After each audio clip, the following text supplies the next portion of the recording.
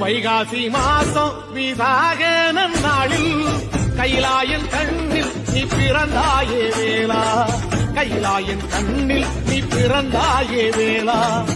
இறங்கி நாளும் உன் பழனிக்கு வந்தே, வழிபாடு செஞ்சு உன் புறப்பாடும் கண்டே, பொன்பவனி தேரில் உன் புறப்பாடும் கண்டே.